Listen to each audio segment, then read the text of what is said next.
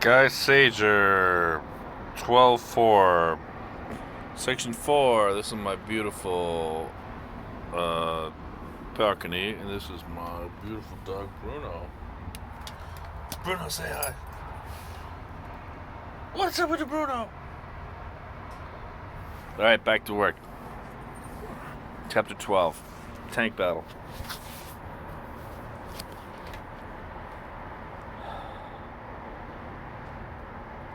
I thought I could distinguish 3 or 4 pairs of boots thumping past me.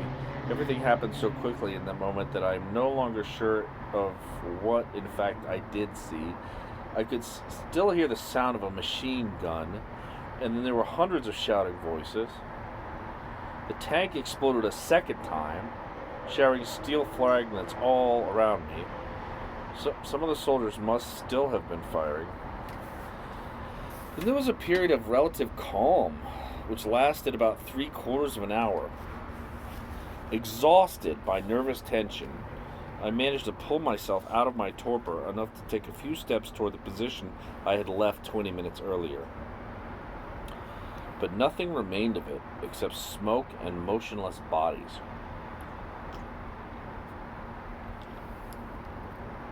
Furthermore, the entire sector, as far as I could see, was veiled in smoke. I turned back again, heading for our rear lines, and too late to stop myself, tripped over a corpse. I realized that I had no weapon and grabbed the dead man's gun, which was lying beside him. Then I began to run. I heard 4 or 5 shots. The whistling flight of the balls made me think of hell. I knew that I might faint at any moment, and between 2 spasms of nausea, fell into a hole where 3 fellows in roughly the same state as myself were staring fixedly at the dark, somber east. Literally crumpled in the bottom of the hole, I attempted to order my thoughts. My retina still bore the imprint of 1,000 darting, luminous points, which prolonged my sense of vertigo. For a long moment I stayed where I was, wondering where to head for next. Then I heard the other fellows in the hold exclaiming with astonishment. Far to the south, the earth seemed to have caught on fire, and the sky rang with the sound of thunder. 20 miles to the south, the second Dnieper front had given way in the face of irresistible Russian pressure, and thousands of German and Romanian soldiers met an apocalyptic end. Some 20 regiments had been unable to disengage in time and had laid down their arms to be rewarded for their bravery by captivity and degradation. For the rest of us, the war continued. In a rush, I decided to leave the hole which had received me a few moments earlier. Doubled over, I ran like a madman to another defensive position where a group of soldiers were clustered around a motionless figure who was being bandaged. A fellow I didn't recognize hailed me by my name. "Where have you come from, Sajer?" My head was still pounding to the rhythm of the bombardment. I stared back. I don't know. I don't know anymore. Everyone back there is dead. I ran away through all the Russians. Behind us, we could hear the roar of an engine. A tractor was pulling the heavy anti-tank gun into position. Then we heard the burst of the exhaust a moment before each shell exploded. Our overwhelming weariness was now affecting us like a drug. Russian shells were coming over in profusion. For a moment, we watched the storm closing in. Then, with a cry of despair and a prayer for mercy, we dived to the bottom of our hole, trembling as the earth shook and the intensity of our fear grew. The shocks, which center seemed closer each time, were of an extraordinary violence. Torrents of snow and frozen earth poured down on us. A white flash, accompanied by an extraordinary displacement of air and an intensity of noise which deafened us, lifted the edge of the trench. None of us immediately grasped what had happened. We were thrown in a heap against the far wall of the hole, wounded and intact together. Then, with a roar, the earth poured in and covered us. In that moment, so close to death, I was seized by a rush of terror so powerful that I felt my mind was cracking. Trapped by the weight of earth, I began to howl like a madman. Memory of that moment terrifies me still. The sense that one has been buried alive is horrible beyond the powers of ordinary language. Dirt had run down my neck and into my mouth and eyes, and my whole body was gripped by a heavy and astonishingly inert substance which only held me more tighter the harder I struggled. Under my thigh, I felt a leg kicking with the desperation of a horse, but between the shafts of a heavy cart. Something else was rubbing against my shoulder. With a sudden jerk, I pulled my head free of the dirt and of my helmet, whose strap was cutting into my windpipe, nearly strangling me. Some 2 feet from my face, a horrible mask pouring blood was howling like a demon. My body was still entirely trapped. I knew that I was either going to die or lose my reason. My throat burst with screams of rage and despair. No nightmare could possibly reach such a pitch of horror. At that moment, I suddenly understood the meaning of all the cries and shrieks I had heard on every battlefield. And I also understood the marching songs, which so often begin with a ringing description of a soldier dying in glory and then suddenly turned sober. We marched together like brothers, and now he lies in the dust. My heart is torn with despair. My heart is torn with despair. Once again, I learned how hard it is to watch a comrade die, almost as hard as dying oneself. During the night, the Russians made 9 attempts to break through our lines and failed. If they had persevered once, or maybe twice more, they would surely have been successful. I watched 3/4 buried for about 20 minutes while a hurricane of fire broke over our rear, destroying what was left of the village and killing something like 700 men in our regiment alone, which at the beginning of the offensive had numbered about 2,800 men. I scratched at the ground with my hands and somehow managed to free myself. 2 men were lying beside me in pools of blood. The dying man had been buried under more than a yard of earth and could no longer hope for anything but the mercy of heaven. A fellow beside me who had been wounded was groaning in pain. He was buried almost as deeply as I had been. I dug him out as fast as I could and helped him to crawl through the explosions toward the rear. On the way, I saw a gun lying on the ground and picked it up. The rest of the night was consumed by a series of almost insuperable difficulty problems, as if we were caught in a terrible game with all the odds against us and our lives at stake. At dawn, in the first faint light of a dark winter day, the front grew quiet. The scattered remnants of our regiment collected as they met among the craters and shell holes. A cloud of stale smoke hung over the snowy ground, which was littered with Russian and German dead. The wounded, who had not yet succumbed to the bitter cold, were still groaning, filling the air with a chorus of misery, which our exhausted ears heard as they might have heard a winter wind howling over the roof of Vinispa, an isolated hamlet on the steppe. Sections were organized to help stretcher bearers with a job of impossible magnitude. As always, the Russians left all rescue efforts to us. Their wounded were left lying where they fell, with the possibility of either dying on the spot or being picked up by one of our first aid teams. Their supplies of materiel seemed to be increasing daily in quantity and quality, but their medical services barely functioned. As our army grew more and more disorganized by retreat, we became increasingly unable to care for thousands of wounded soldiers whose number was continuously growing. The Russian wounded could hope for very little from us.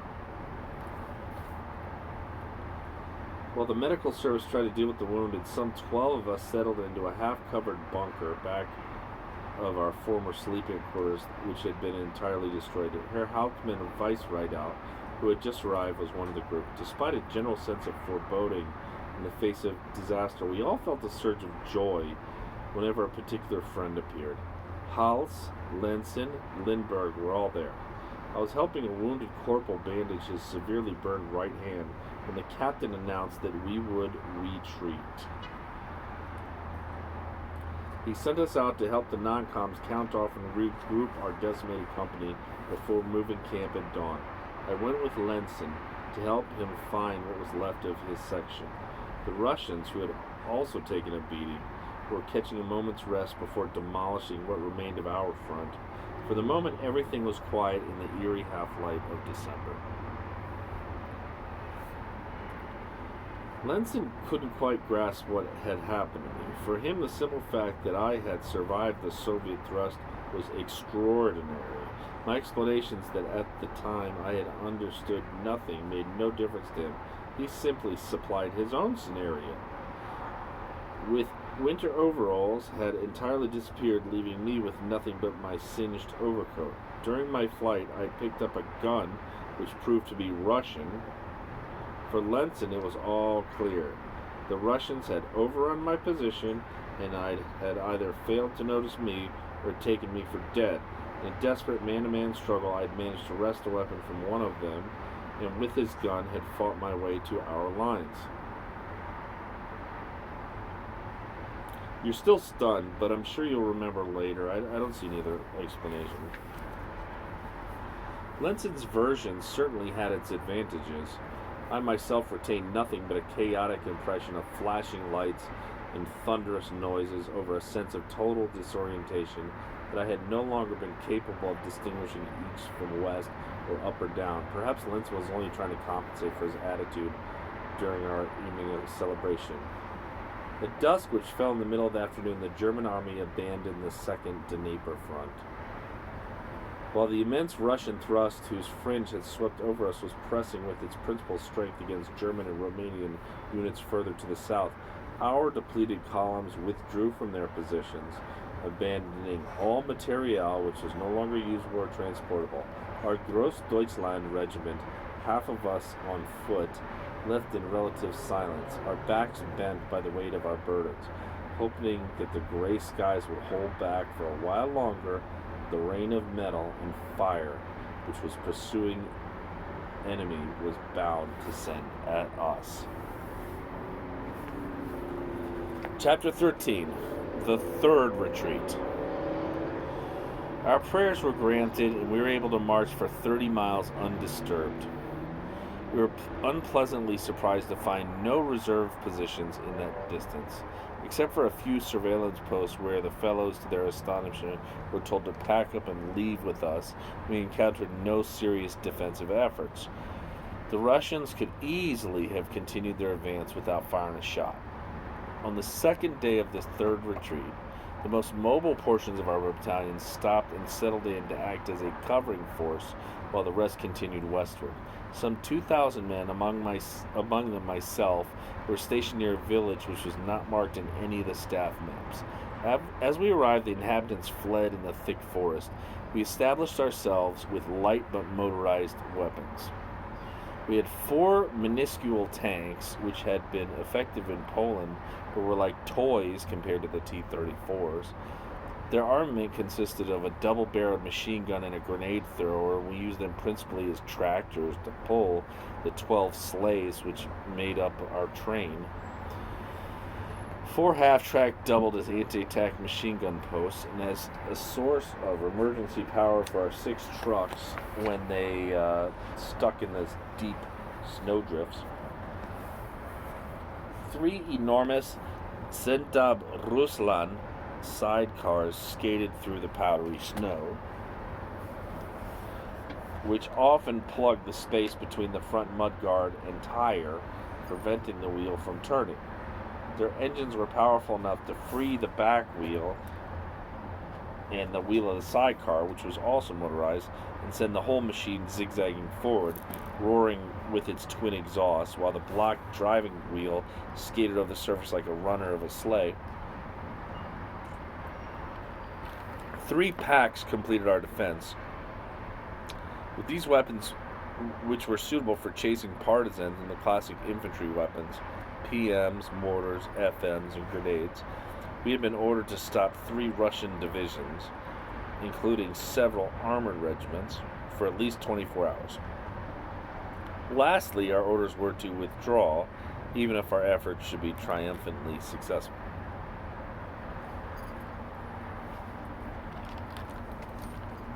Throughout our sector, whose front was roughly 60 miles long, groups analogous to ours were left behind, while the main body of troops withdrew to the west in a series of forced marches. The Russians, who had broken through further south, neglected our sector. There was no need for them to take any more losses pursuing an enemy who was withdrawing anyway. The Red Army left our harassment to the partisans, whose numbers were continuously increasing, and which soon reached proportions astonishingly in a country nominally under our control. On Stalin's orders, they intensified the desperation of our retreat with sudden ambushes, shells with delay-action fuses, booby-trapped and mutilated bodies of men from interior positions, attacks on supply trains, isolated groups, and rallying points, hideous mutilation of prisoners, and a constant refusal of contact with units capable of fighting. The partisans, or terrorists, a name they richly deserved, always took on easy victims and greatly intensified the usual cruelties of wartime. By these means they achieved in effect what the regular army was never able to equal. The Wehrmacht bent before the power of an incomparably greater enemy. The unbearable harassment by partisans was added to the overwhelming and heroic rigors of the front, while our territories in the rear no longer guaranteed any response to our exhausted troops. The Ukraine, which had shown some sympathy for us, was itself pillaged by partisan bands on orders from Moscow. The Ukrainian population had to choose and be actively for one side or another. The partisans either killed or enlisted the young Ukrainians who had until then been so respectful to us. The invisible war triumphed, a war which no longer offered any retreat or calm or pity. Wars of subversion have no face, and like revolutions create their own martyrs, innocent victims and hostages, and provoke confused judgments of ill-considered actions. Men kill for revenge in reprisal for what has happened or what might happen. The partisans were pouring oil into a huge conflagration. In the name of Marxist liberty, the Ukraine was forced to alter its attitude. German and Ukrainian alike grew bitter and full of hate. The war became a total war, a war of scorched earth, offering the towns and villages in its path no more relief than we would eventually receive when we became the vanquished. In this period, as the war attained the most violent paroxysms of an already unbearable conflict, our unit sat out its sentence of round-the-clock guard duty in the murderous cold. Over the snow-covered ground silence hung, unbroken except for the occasional howl of a gray taiga wolf deep in the forest, which were still largely unexplored. A quarter of our men were always on guard, watching from the shelter of ludicrously inadequate fortifications, or frost-covered tank turrets, or mounted hurried patrols at the edge of the forest. The rest waited in the abandoned ispas.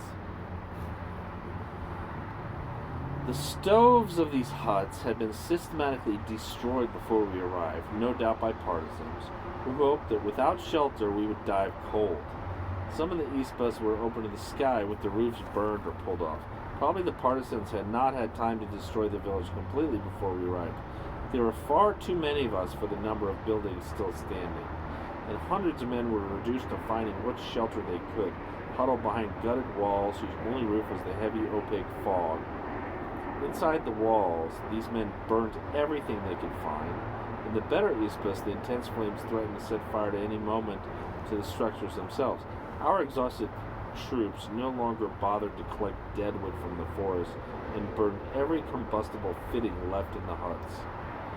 Cursing at the smoke, which blinded them and which the roof Aespas escaped only through an open door, our soldiers packed closely together for warmth, tried to sleep on their feet, despite the coughs which shook their bodies.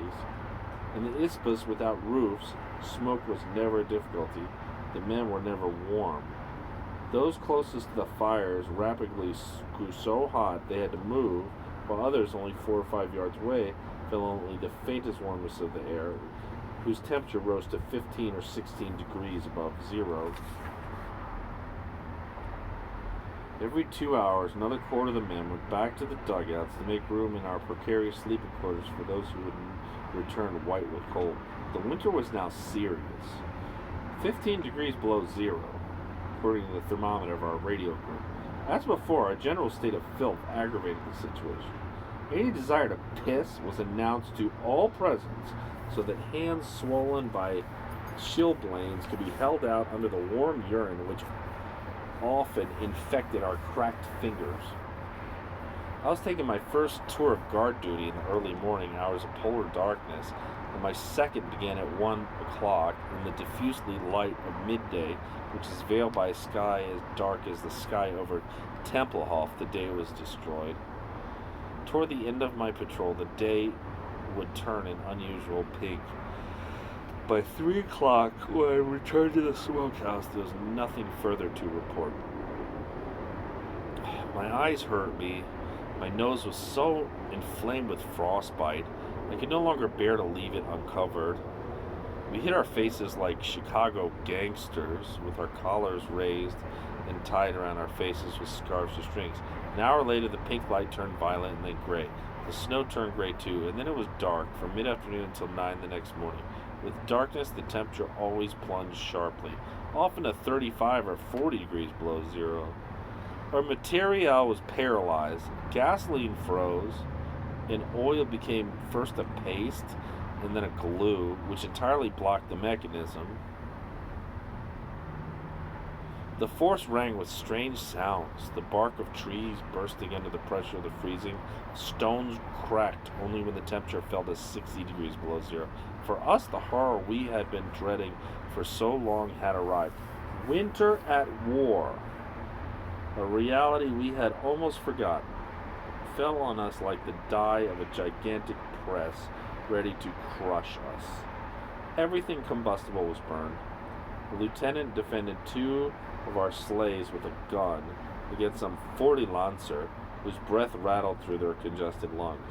The nose of every face cover developed a block of ice which grew larger as each fresh breath condensed and froze. "We want the sleighs for wood," the men shouted. "Get back!" The lieutenant screamed and replied. "The forest is full of wood." The Lancers stared at him, wondering what good the sleighs would do them if they all froze. The party sent out to fetch wood from the forest ran to the shelter of the trees. Faceless specters returned with bundles which they threw down on dying fires. The fires had to be kept alive, which made rest impossible. We prayed that the Russians wouldn't attack. All attempt at a defense had been abandoned. Guard duty was the hardest of all. To stand still, one seriously risked being frozen alive. At 9 o'clock, it was my turn again. 15 of us were standing watch in the ruins of a building encrusted with hard snow, which cracked like glass. We got through the first half hour beating each other to keep our blood moving. The second half hour was torture. 2 men fainted. We thrust our stiffened hands from our sleeves and clumsily tried to help them. Our gloves, part wool and part leather, were already full of holes and good for nothing. The pain in our hands and feet seemed to travel through our bodies and clutch at our hearts. 4 men carried the unconscious soldiers to the fires which gleamed in the darkness. If the Russians had come, they could easily have wiped us out. 1 man was running round and round in small circles, crying like a baby. The pain in my feet made me scream aloud. Despite orders, I abandoned my post and ran to the nearest ISPA. Shoving my way through a compact mass of soldiers, I stopped just short of the fire and fell grimacing to my knees.